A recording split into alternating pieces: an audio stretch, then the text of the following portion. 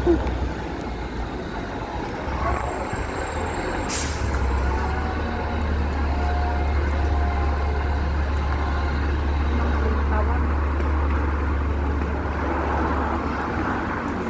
mag-extend pa daw siya? Ewan ko sa kanya.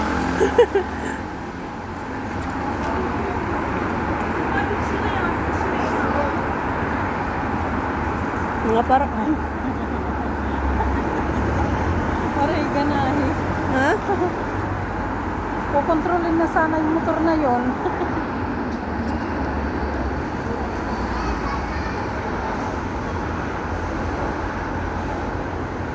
Wala, atis lang siya.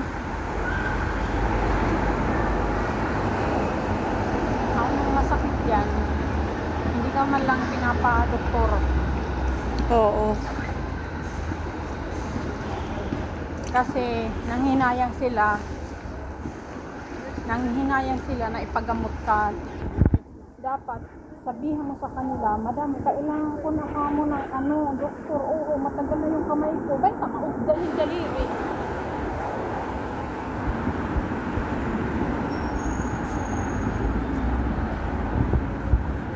Doktor ka. Kasi ay napag-inulat nga, di na kaya ng gamot niyan.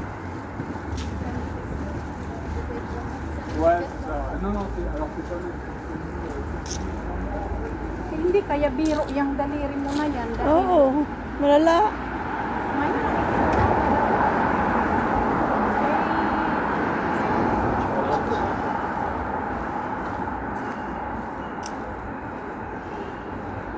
Ano yun, ate, oh?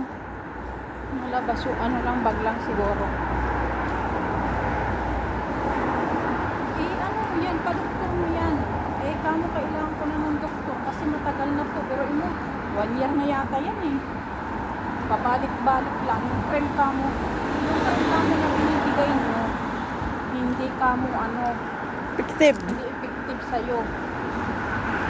Sabihin mo, ba't ba lawas mo ito, ikaw ang mawawalan, hindi sila. Hingi ka pati ng vitamins mo kasi Namumutla ka na. duas kang duro. Tapos kailangan ka mo ng lakas gawa ng wala kang tulog na maayos. Kain mo reklamo ko na kanila kasi yan yung isang lidel. Ha? Yan yung isang lidel. Saan? Ah, ayan. Sa Alicia? Yan yung mayroon pa doon sa banda doon. Malaki din yun. Pero dito mayroon din pala veterinary dito. Dito pagka Sunday, hindi ko lang alam kung bukas sila. Kasi noon half day sila